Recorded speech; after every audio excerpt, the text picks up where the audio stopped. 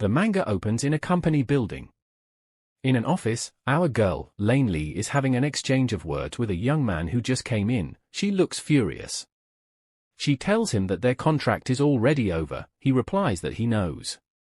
She asks him why he keeps showing up in her office if he knows that their contract is over. He replies that he feels a moral responsibility for her failure, so he simply couldn't ignore it. She is agitated to hear him say failure. Taking a second to think, he is actually right. She is completely broke now. The matchmaking company she started not too long ago is on the verge of failing. Meanwhile, she is pitifully living off a friend without a penny to her name. She ruminates on his word. Well, whatever she is facing is because of him anyway. Her anger rises at the thought of this. A few months ago, she infiltrated an upper-class social gathering and obtained a golden piece of information. She was walking around and sees a lady approach the male lead, Ethan Lakers. She overhears some girls in the party saying that they are surprised to see the male lead with a girl. Maybe he likes girls too. The fourth successor of the Lakers family, Ethan Lakers is looking for a marriage match. With shining British noble lineage, outstanding looks, and an excellent mind, not to mention an enormous fortune through various businesses including a winery, there is a rumor that one can't go 20 steps in California without stepping on this family's land. The family is truly the upper class of the upper class. Even if he lived with a different woman in line for 3 months each, he wouldn't be alone forever. So she wonders why he is looking for a woman. He is also handsome. She decides not to waste her time trying to understand the situation. She feels this is good couple's chance. She strolls to the male lead after seeing that he is without company, introduces herself as Lane Lee, the CEO of Good Couples. She tells him that she would dedicate her life to finding him a perfect match. Cutting her short, he tells her that she is wasting her time. Saying that there is no way he would get involved with her company, he advises her to take her life and go and gamble it somewhere else. Our girl is surprised by the outburst. She wasn't expecting that. Taken aback for a while, she decides that she still has to catch him. If she can turn him into a VIP, female members would flock into her company. She runs after him, trying to persuade him. And so, after relentlessly following him by all means and methods, she finally secured a contract. She was so happy, but that joy was short-lived. The contract turned into nothing but a bubble. Back to present. He tells her that her previous company has filed a lawsuit, that the amount is enormous. She replies that it has nothing to do with him. She feels he is trying to mock her. She continues, saying that she doesn't need help from someone like him, who was playing matchmaker and ruining someone else's life. He lets out an expression on his face. She wonders if he is hurt or something. He tells her not to act like a child, that it is because she always acts so emotional, that is why she messed things up. Her anger rises up as she hears that. She tells him that she supposes emotions doesn't matter to him at all. She reminds him that he was the one that requested the fake marriage for business purposes. Continuing, she tells him that marriage by nature is built on love and trust, that the fact that she misjudged someone doesn't mean she need his pity. He tells her that if she doesn't want his pity, then he would make her a proposal. He tells her that they should work together again, that he will double the contract fee. She quickly rejects it, adding that she dislikes him. He is surprised to hear that. She tells him that he has a very odd personality, asking him why he is so insistent on working with her company. She asks if he holds any grudge against her. He replies that he doesn't. He wonders what she is talking about. She asks him if it is affection that he has for her. He is speechless. She announces to him that it doesn't matter because she is not going to work with him. He feels so frustrated to hear that. He asks her why she keeps taking the long way around when there is an easier path. That if she needs money, she should grab the opportunity when it comes. She asks him if he sees marriage only as a way to make money. She wonders if he has truly been sincere for once.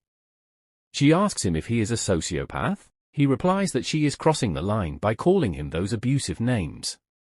She tells him that he is the first person to cross the line. She asks him if he thinks that she is very easy to deal with.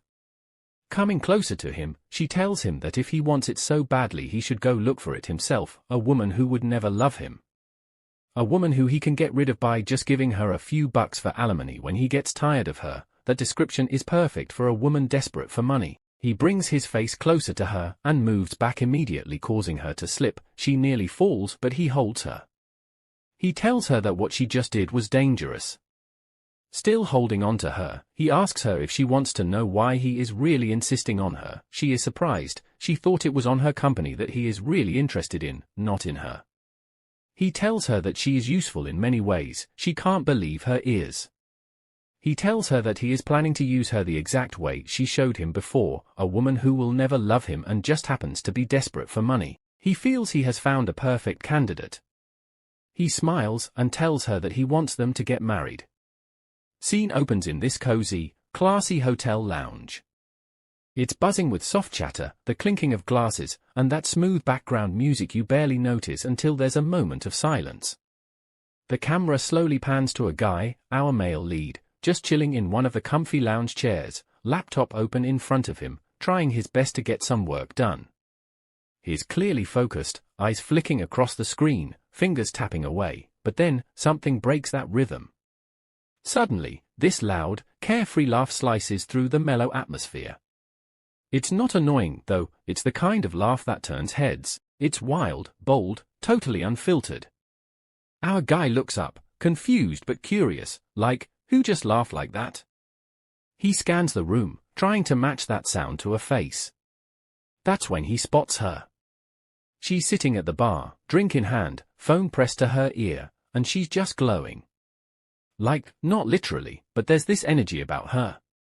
She's laughing again, louder this time, head tilted back slightly, and you can tell she's not faking it. It's real.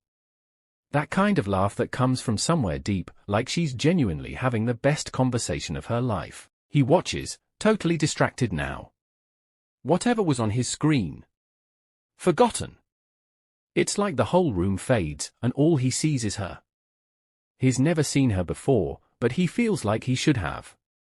She's not dressed to stand out, no dramatic entrance or anything, but something about her just pulls attention naturally. He finds himself wondering, what's she talking about?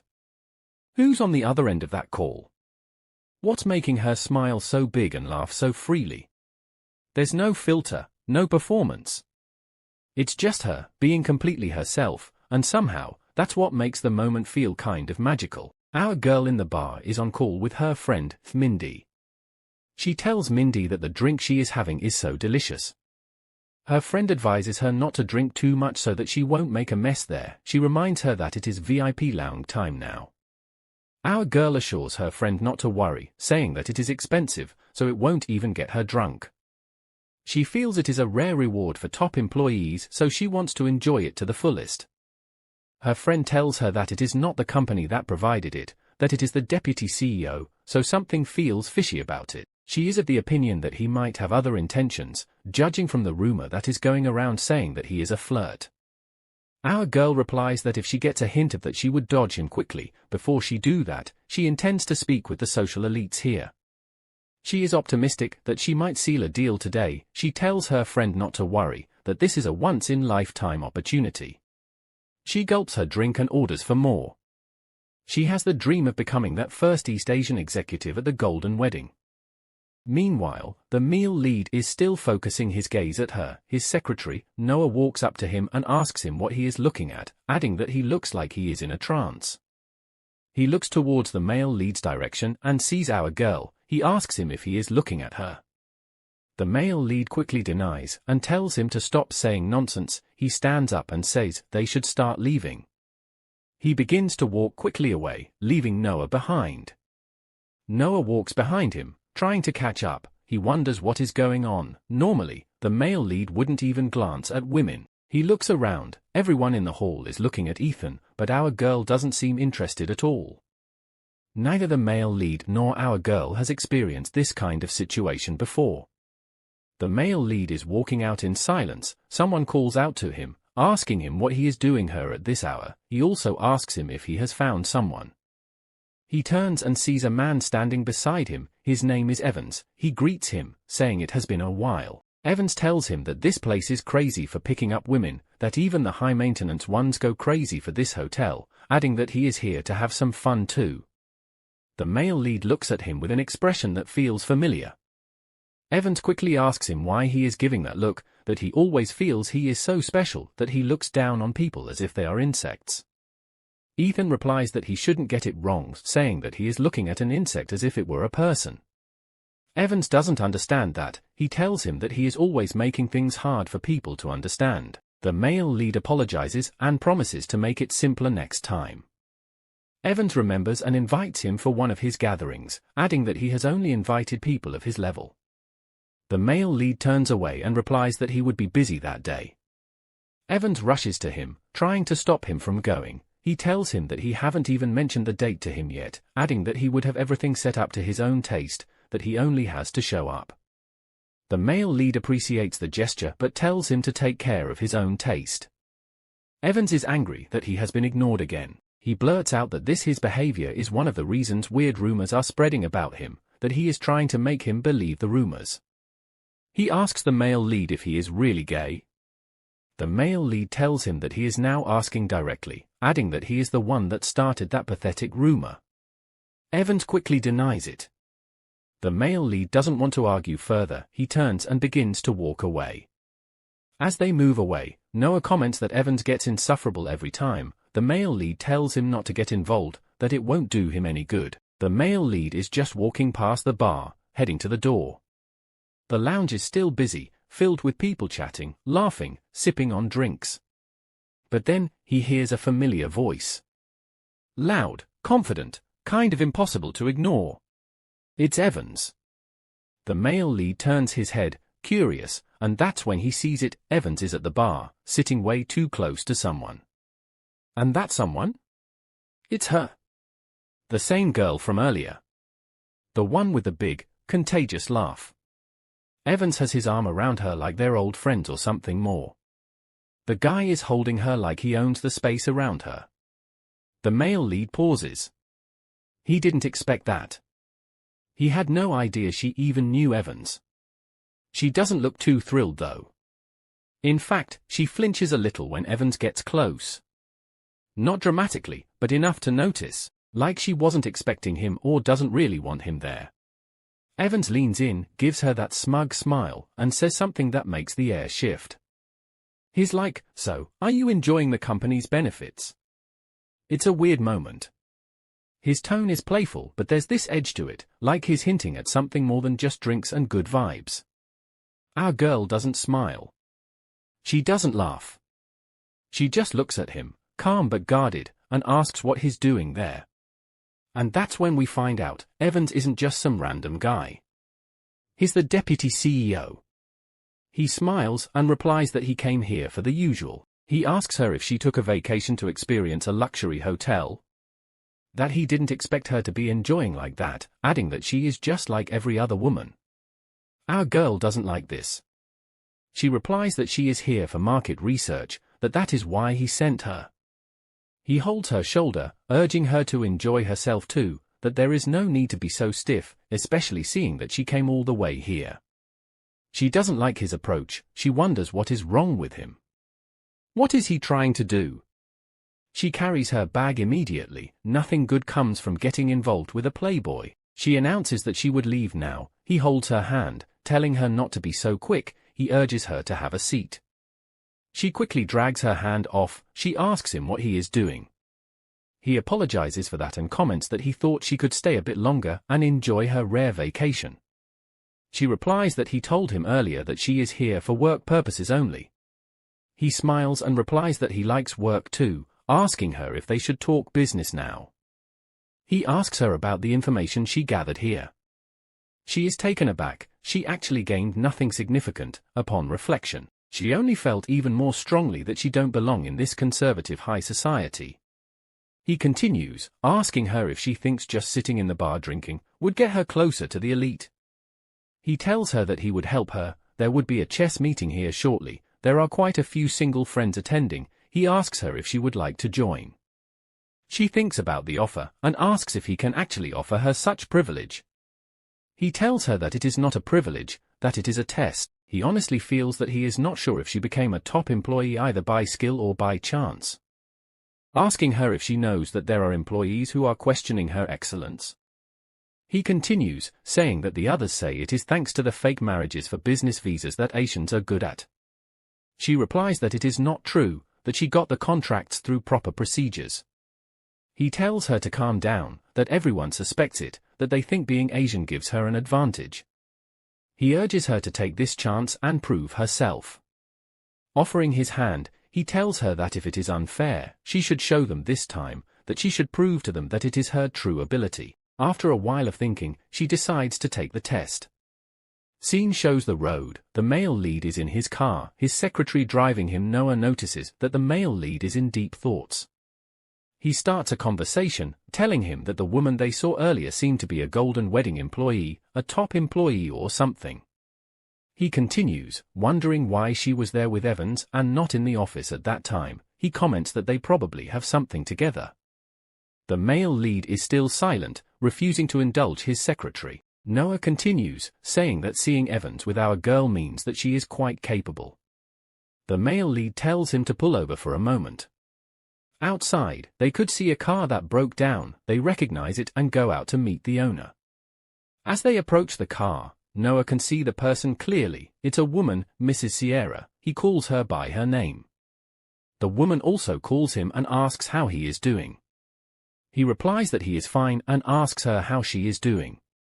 He asks her why she is parked on the road instead of driving back home. She replies that her car just broke down, adding that she wonders if the car knows how she hates going back to that devil's house.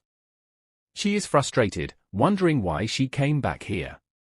The male lead interrupts them, telling her to leave, that he won't stop her. Noah steps aside. He knows what would happen next. These two are always on loggerheads. The woman steps down from the car and tells the male lead that it has been a while. She calls him son. She is his mother. In the hotel, Evans is in a room, waiting. The door opens and our girl walks in. She looks around and is surprised to see that they are the only ones here. He tells her that there is still some time left, that others would soon start arriving. He tells her to sit down and have a drink. Sitting down, she rejects the offer, saying that it would be a problem if she gets drunk before the game. Still insisting, he tells her to relax, that they would all like her, that she is pretty and confident. That is enough for them. She asks him if she is the only he called. This makes him agitated. He tells her to stop pretending to be innocent when she knows everything. He holds her hand, pushes her down. She is shocked. Hovering on top of her, he tells her that they should make a deal like adults, that if she gives him what he wants, he would give her what she wants. She asks him if he even knows what she wants. He replies that she has an ambition, that she doesn't feel satisfied with just being an annual hotel membership. He smiles and tells her to just say the word. She looks at him, speechless. She feels he planned this from the start. She needs to get out of here. She sees him as a pervert. She doesn't intend to let this go without a fight. She holds his chin and tells him that they should take their time talking about that after they get a little closer. He comments that she has made a good choice. He begins to kiss her. She stops him, saying that he is being too hasty. She tells him to go take a shower first. He agrees and walks towards the bathroom. She gets up slowly. She feels so sick. She wants to escape fast. Still, it would be a shame to leave him like this. She slowly tiptoes to the bathroom, take his clothes and fling them out of the window, announcing that she wants to see how he would handle some public humiliation. She immediately uses her phone to put on a siren sound. Inside the shower, he can hear it and wonders if something is happening outside. From the room she screams fire, telling him to evacuate, that there is a fire outbreak. He immediately runs out of the room naked without thinking twice, shouting fire. On the hallway, people see him and are shocked. Soon enough, he is apprehended by the security and taken away. Then he discovers that he was being tricked. Our girl is happy that her plan worked out well. She wants him to rest in peace. And so, the next day, she was wrongfully fired from the company. She walks to Evan's office, raging with anger, asking him why he would fire her unjustly and even accusing her of interrupting the company's work. He smiles and tells her that if she would just ask for forgiveness, then he might accept it. He urges her to think carefully about what would work in his favor. She refuses to apologize. She doesn't want his forgiveness. It was hopeless, but she didn't want to stay at Golden Wedding by groveling miserably. So she chooses to fight back with everything she had, even if it was life and death. And that is how Good Couples was born. Weeks after Lee Lane starts. She is in her small office. As she reminisces on what led to her losing her job, it only makes her angrier. She wants to focus on doing her best. One of her friends asks her if she thinks this is going to work well, starting a business in the middle of a recession. She ignores him and moves to Mindy, thanking her for how far she has gone and attributing it to her. The other guy is angry that she didn't even listen to him.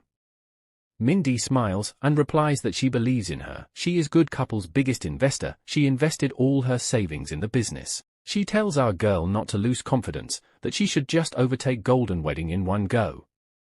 The guy suggests that it would be more realistic to set next month's rent as a goal instead of what they just said now. They both tell him to shut up. He continues, telling them that in reality Golden Wedding is the industry leader. He wonders if they can really compete with it. He tries to convince our girl, saying that she knows this better than anyone else.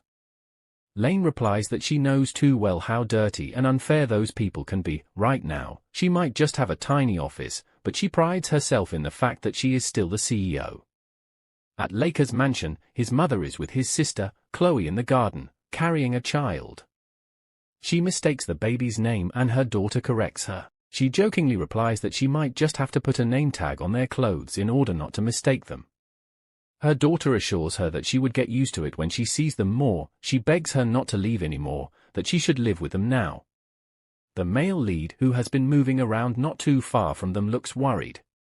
His sister notices it and asks him what the problem is.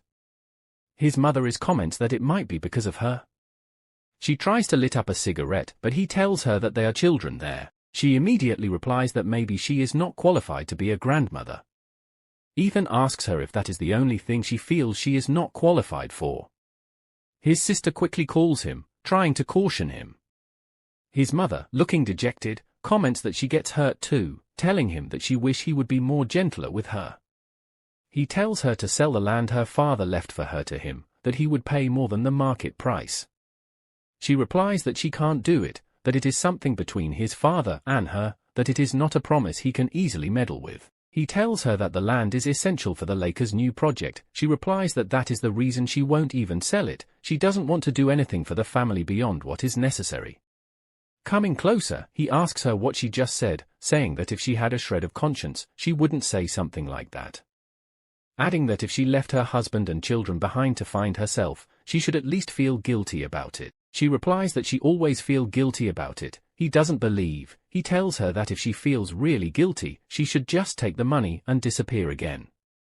His sister holds his hand and begs him, telling him to wait, let they talk for a moment. Chloe and Ethan moves away and talk for a while. They are obviously in conflict about something. She asks him why he likes making things difficult, saying that he should be persuading her and not threatening her. He replies that he won't beg in front of her. She asks him if he intends to give up. He doesn't have an answer for that. She decides to give him a tip. She whispers something to his ears. He is so surprised to hear that. She asks him why. He replies that it is because she is just telling him to get married. In Lane's office, it's all silent till her phone rings. She immediately rushes and picks up the call, introducing herself and her business. The person on the other end thought it was a sandwich shop and ends the call when he discovers that it is a wrong number. She bends her head in frustration. She looks at her chats with Mindy, the person who invested all her savings to the business. She wonders what she would do to repay Mindy's trust. She discovers that the real competitor she have to fight against isn't Golden Wedding, but reality. She feels Jacob was right. She had been chasing unrealistic dreams. Realizing the truth now, the excitement faded, and her rational mind slowly returned. She needs to pay rent next week, and she have to share the profits with Mindy, who invested in her. She doesn't have any more time to waste. She wonders if she should contact those clients that she rejected earlier. She decides to swallow her pride and start from the bottom again. She sends a mail to an address. She feels that is her only hope. She can't persuade someone if she doesn't have the courage to be rejected. Suddenly a notification pops on her screen. It is a reply already. She is surprised. Anyways, she should have expected this. There is no way she would hear back from them quickly. She opens the message and read, she has been invited to a charity event at a VIP club. She is surprised, she wonders if it could be the one Evans gave to her. She is excited, this is her chance to get high-profile client. At the event, the hostess thanks everyone for attending and tells them to start enjoying immediately, that the party has started. Meanwhile, the male lead can be seen standing alone in one corner. Chloe walks to him and asks him why he is giving that kind of attitude, especially to the ladies, asking him whether he has forgotten their plan. Their mother worries that he would dedicate his life to the Lakers, just like his father.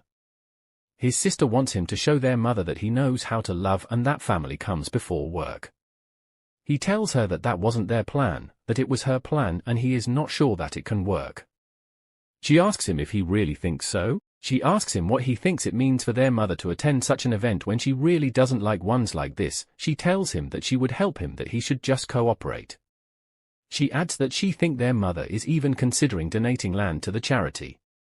The male lead is surprised, he can't stop her, he wonders if she is seriously asking him to get married or something. Suddenly, he sees the Our Girl running around, he wonders who she is. Our Girl looks around, she feels there is always someone who is single no matter the situation or event, she really wants to make a VIP client here. She sees a man standing alone, she feels he is a target, he looks calm, but his eyes are constantly scanning his surroundings. She feels he is definitely a man who needs her help. She walks to him and asks if he is here alone, adding that he seems to need a company. He smiles brightly and replies that he would be honored to have a beautiful girl like her be his friend. She replies that it is sweet of him, and suggests that they talk more about themselves. She feels he is chatterbox, yet he is so boring. He tells her that he is the eldest son of the family, graduated from one of the best schools, and is running a business as well. She thinks as she listens to him, the background check will be quick, not bad, he talks a lot, but if she spin it as sociable, it will be fine. After hearing him speak, she believes it was time to start the real work. She asks him if he believes in fate, he holds her hand, asking her if it isn't the work of fate that made both of them meet. She smiles and tells him that it is because he needs a partner, that is why they met. He is surprised, she drops a card in his hand and tells him that if he is looking for a soulmate, he should feel free to call her anytime. He can't believe that she works for a marriage agency. Holding her hands, he asks her what about fate. She smiles and replies that he would help him find it together, but first, they should work on improving his boring conversation skills. This makes him angry, asking her why she would say such a thing. He is beginning to raise his voice. She tells him to calm down, that a client needs help from a professional like her. He refuses to calm down, saying that he is very furious that all the women here are obsessed with just one guy. She asks him who the guy is, and he refuses to answer. Walking away, he tells her that if she is curious, she should find him herself. As he leaves, she is frustrated that her first attempt failed, then she remembers what he said. The women here are obsessed with one man, right? She feels he must be the perfect groom. She looks at the women there and discovers that they all looking towards one direction. Their eyes are intently focused on one place, and right there, a man stood out, shining brightly as if he was the only light in a black and white world. The male lead is seen walking away from the party. Noah tries to tell him to wait a moment, that if he leaves like that, Chloe won't stay quiet. He asks Noah if he is his secretary or his sister's own. Noah smiles and replies that he is his, but he cannot just ignore his Chloe's request. The male lead asks him if he really thinks his sister's ridiculous plan will work. He replies that he is not sure about that. Meanwhile, at the other end, a lady goes to greet Chloe, and they exchange pleasantries. Noah, looking at them, tells him that he feels it too, that is why he came all the way to the party. The male lead walks away, he wants to go clear his head for a while. He walks into a hall reserved for games. At a corner, some men are playing poker's game. One of them comments that the game is a lot like business, that it is all about mind games.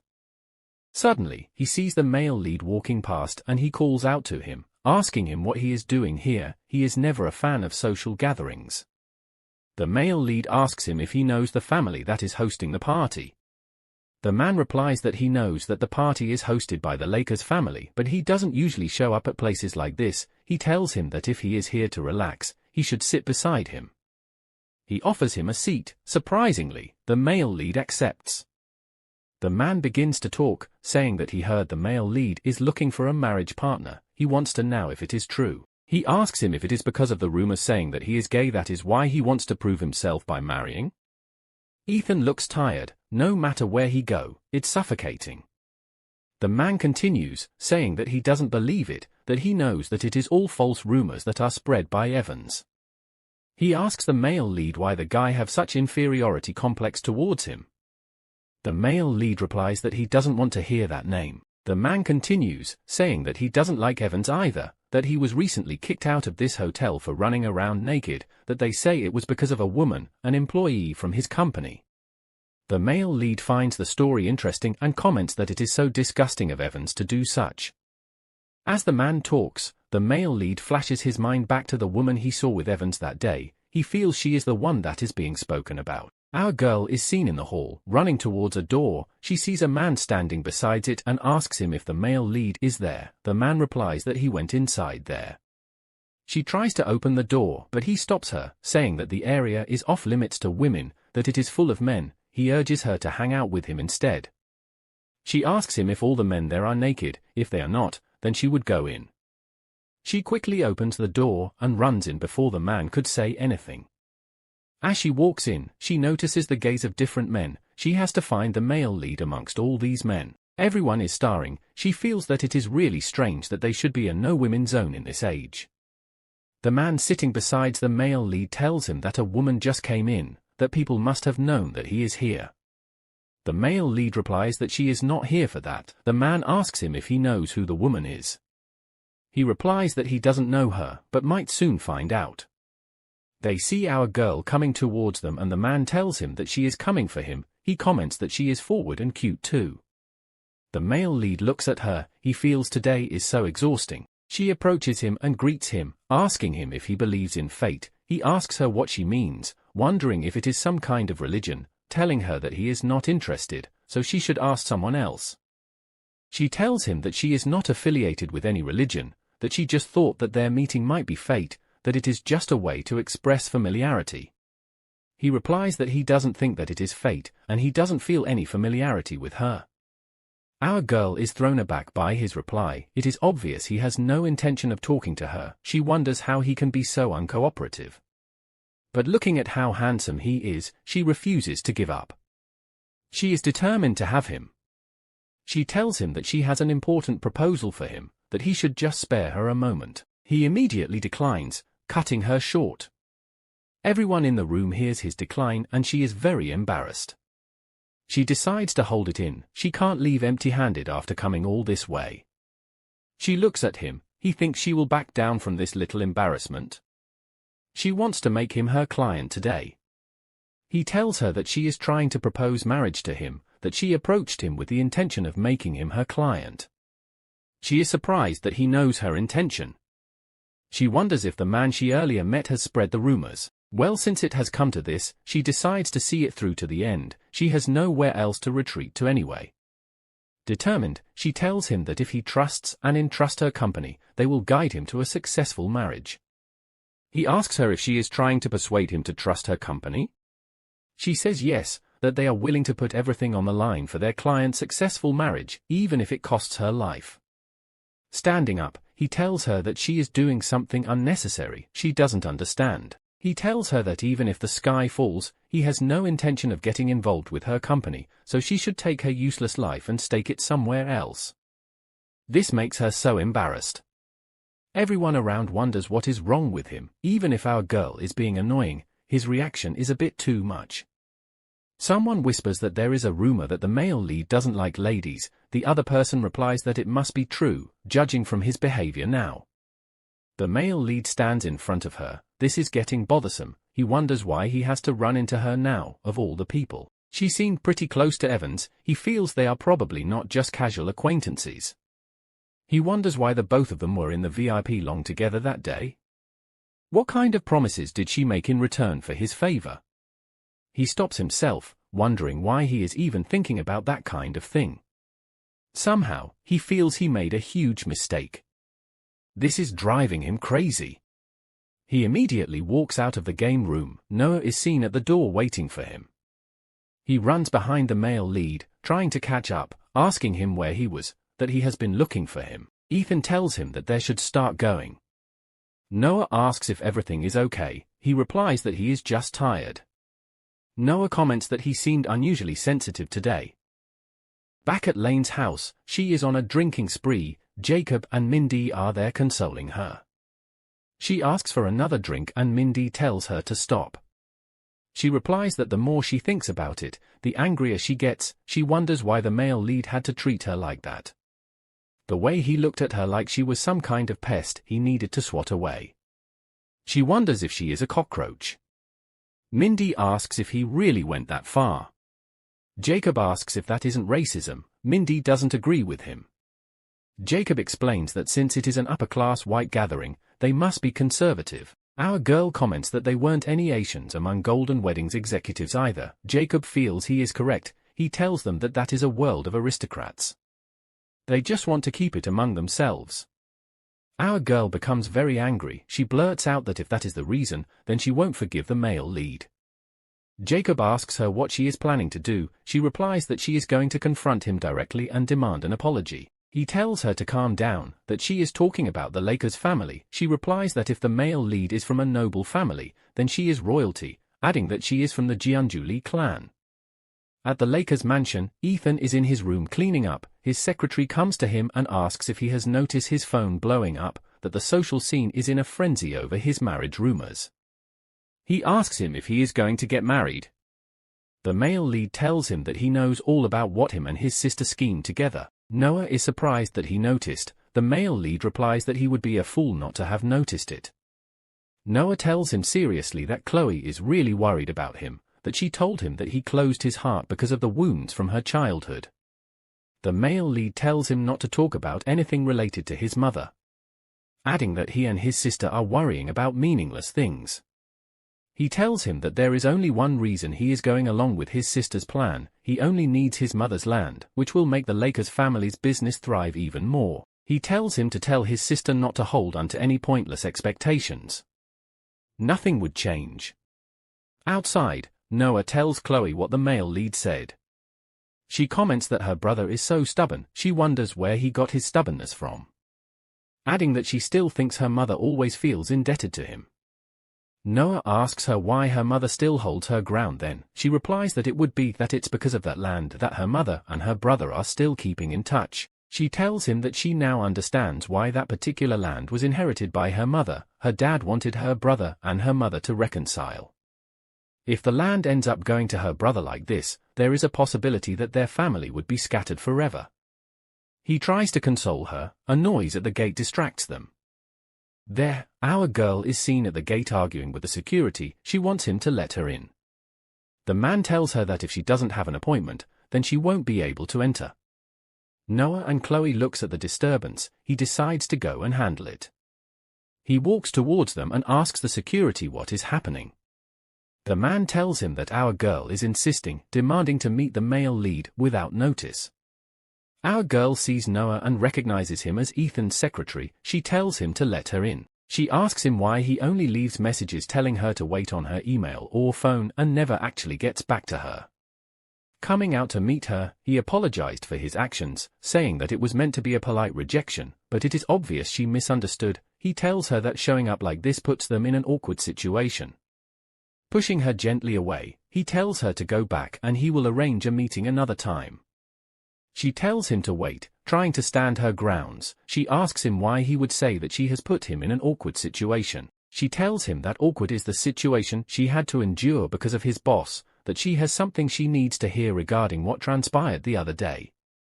Noah tells her that the male lead has another appointment, so she should come back next time. Meanwhile, Chloe approaches the gate and asks our girl to explain to her what is happening. She introduces herself as Ethan's sister. Our girl looks at her, so she is the male lead sibling. No wonder they look alike. She immediately greets her and tries to introduce herself, but Noah blocks her way and whispers to Chloe. He tells her that our girl is from Golden Wedding, that she is someone Evan sent. Our girl wonders what they are whispering about. She can't just back down and be misunderstood like this. She immediately introduces herself as Lane Lee, the CEO of Good Couples, offering her card. Chloe is surprised that it is not Golden Wedding. She quickly holds her hand and tells her that there seemed to be a misunderstanding between them. Adding that today is her brother's fieldwork day, so he is not here. She tells her that she will make sure to introduce her to him next time. She tells Noah to get a car to take our girl back, then see her later. She feels something interesting happened. After Noah is back, he goes to meet her in her quarters. She asks him about what really transpired between Ethan and Lane, and he tells her. She is surprised that her brother really acted that way. He affirms, saying that he did so, that it was so embarrassing that she would have been shocked too if she was there. She feels her brother and our girl seems completely opposite, like fire and ice. She feels they have something in common. She tells Noah to contact our girl and tell her that she will arrange a meeting soon. He is surprised. She tells him that she had already promised the girl, so she has to go ahead. He tells her that he doesn't think the male lead would make time to clear a little misunderstanding. She tells him that he has to trust the instinct of a married woman. He wonders why he addresses herself as such. She tells him that she doesn't think this is just a small misunderstanding. Days later, the Lakers family are having lunch and Chloe suggests hosting a party. An elderly woman is surprised, asking her why she suddenly thought of that. The woman's name is Helen Lakers, the grandmother of Ethan and Chloe. Chloe replies that it is almost summer, which is the perfect season for celebrations. The male lead comments that it is not a good idea. The Lakers family shut its door 30 years ago, when John Lakers insisted on marrying Sierra, and Helen's heart closed tightly along with it. The male lead tells her to cancel the party. She replies that this is all for his sake. He asks her what she is planning to do this time. She blurts out that she thinks her brother wants to get married. Their grandmother asks if that is true, asking if he has a family in mind. Chloe tells them that that is the reason she wants to throw a party, that it is the perfect way to meet new people. Ethan tells her that he would handle his own matters alone. Their grandmother interrupts, saying that Chloe is right, that in these matters, it is best for a woman to take charge. She tells Chloe to find a good match for her brother. She gladly accepts it. The party day, people are seen in the compound marrying and having a good time. Little clusters were formed by acquaintances, and they discuss. Our girl walks in, she looks around. Finally, she can now step inside the compound. An invitation had arrived from the Lakers family. As she reads the invitation in the presence of her friends, Mindy wonders why they have to send a party invitation just to apologize. Jacob comments that it is just a typical upper-class tactics, adding that those prideful people won't meet her just to apologize. That they are only using the party as an excuse to sweep it under the rug.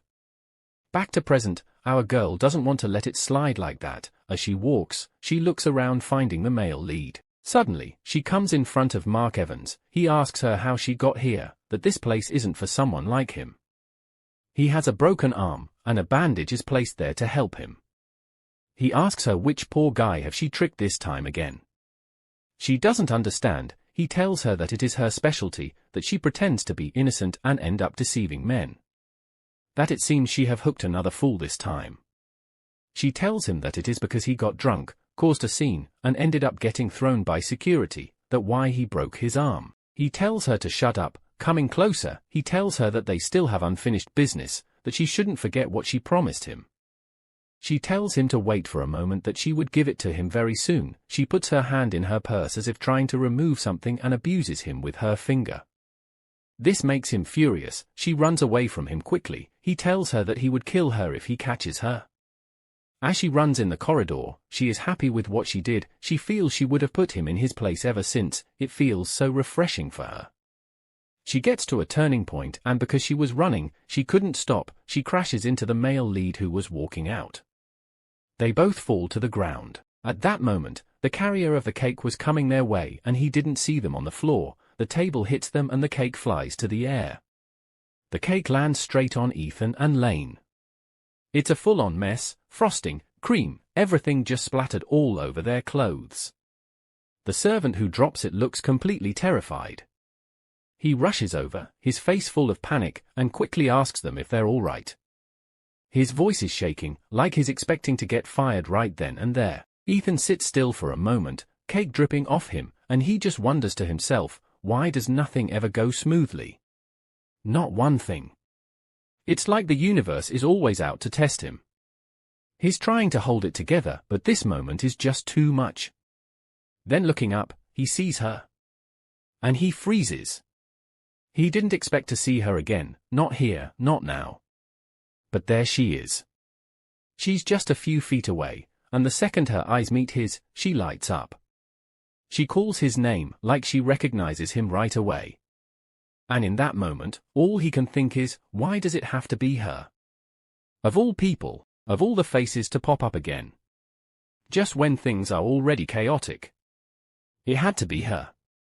He asks her what she is doing here. She replies that he invited her with a pretty card that said, "Dear Lane Lee." He is surprised to hear that. He tells her to get off him immediately. She didn't hear him and he repeats himself, this time, shouting. This makes her scared. As she tries to get up, she slips and is about to fall on him. He holds her and asks her what she thinks she is doing.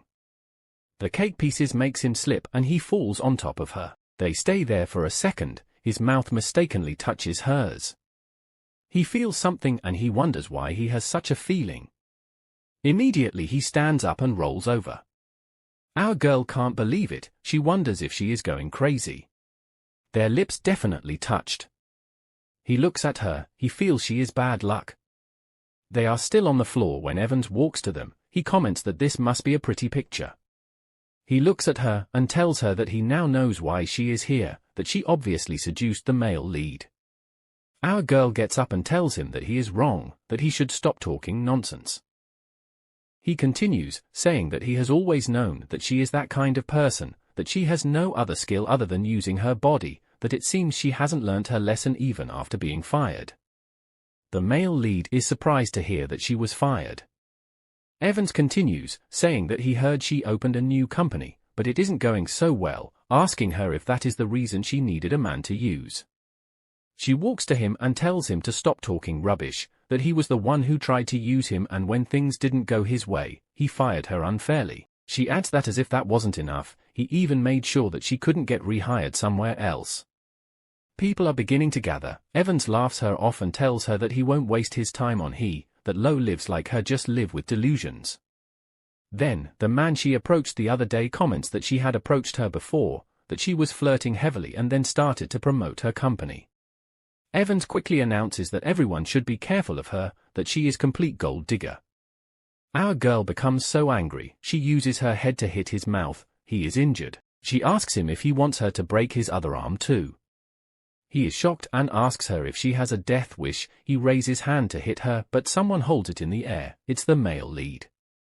He tells Evans that he should stop, that it is enough. Chloe comes to see the commotion and runs to our girl, taking her away from Evans. She asks him why he is so rude to a guest of their family. He is surprised to hear that. He replies that our girl is just an Asian who doesn't come close to high society.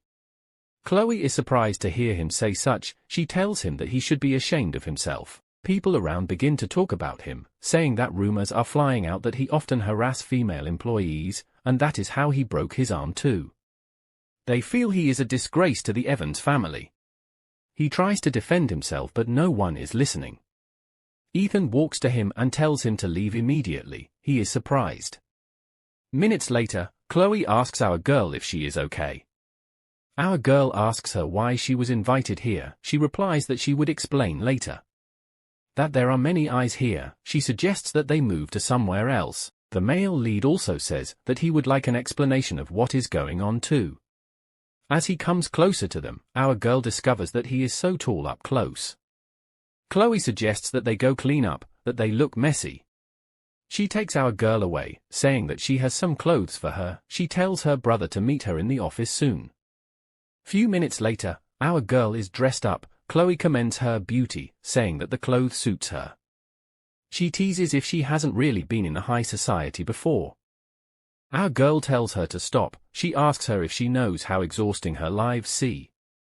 Saying that for ordinary people, just saying apologizing is enough, that there is no need for extravagant things like parties. She wonders if it was just to put her down. Chloe calms her down, saying that it is not like that, but she doubts that she would believe anything she says right now. She tells her that she would make sure whoever upset her apologizes first. She leads her out of the room. They walk to the office. She tells her that Ethan would be there waiting. As they open the door, they see him with his secretary. He welcomes them and offers them a seat. She looks at him, thinking he is just trying to act polite now. As she passes him to the seat, he discovers that she has the same scent with him. He looks at her and remembers what transpired earlier. Those lips were quite soft. He immediately chides himself, calling the thoughts useless. Immediately after an awkward silence, she tells him that they should get straight to the point, saying that he must have something to say to her. He asks her how she got here. She replies that that is not what she wants to hear. He tells her that is the only thing he have to say. Chloe interrupts, saying that she is the one who invited our girl. She continues, saying that she heard that he made a big mistake with our girl, so she thinks he should apologize, that they should clear up all the misunderstanding here. Our girl asks her what misunderstanding she is talking about. Chloe continues, saying that the male lead mistook Lane for a golden wedding employee and even thought that she was very close to Evans personally. She knows that the male lead really dislikes Evans. Our girl now knows the reason he was so rude to her that day. The male lead thinks about it. It was a misunderstanding, but it was still a mistake. He wonders why he made that kind of mistake. He knows that it is clearly his fault. Suddenly, he apologizes to her. Noah is surprised. Ethan apologized? With his pride? Even Chloe is very shocked. Our girl asks if that is all, adding that she thought he disregarded her because she is Asian. He tells her that he doesn't discriminate like that. She smiles and tells him that he has a surprisingly cute side. He doesn't understand what she is saying. She tries to repeat it and he immediately tells her to stop. Our girl comments that he is cuter when he is mad. Chloe likes what is going on. She stands up and announces that they are both making up, saying that just saying sorry isn't enough, that he needs to compensate our girl for the mental stress she endured. Our girl is excited. Does she means money? She replies that she doesn't want the money. Inside her, she really do like money. She needs it. Chloe suggests then that he should request a matchmaking service for himself from Lane. He refuses, saying that it is nonsense. Chloe tells him that he doesn't have any choice because he hates social gatherings. He really needs expert help in this area. She turns to Noah for support. Noah supports her, saying that she is right, that the reason our girl wanted to meet the male lead in the first place is because of the business. Our girl replies that he is right, that he was trying to treat Ethan as a VIP. She accepts to do it for him. The male lead tells everyone to leave. Chloe tries to persuade him. He refuses, saying that he would handle his own matters, that just listening to this is making him upset. Our girl walks to him and asks if she is being rejected again, saying that she is different from other couple managers, that she truly wish for her client's happiness and won't just complete the required sessions and forget about the results. She tells him that until he finds a partner he desires, she can introduce him 100, even 1,000 times. Offering her hand for a shake, she tells him that she will take responsibility for him. He looks at her, speechless. Everyone is speechless. There's a knock on the door. It's not loud, but enough to break the silence in the room. A voice follows right after, asking if anyone is inside. Chloe freezes for a second. She knows that voice. Her eyes widen just a little, and her whole expression shifts. It's not just surprise, it's something more. A mix of shock, confusion, and something she can't quite name. Her heart skips a beat, and she slowly turns toward the door, not sure if she should respond right away. If you're eager for the next chapter, drop a comment expressing your interest in a part 2. Don't forget to subscribe and hit the notification bell to stay updated. Until next time, ciao.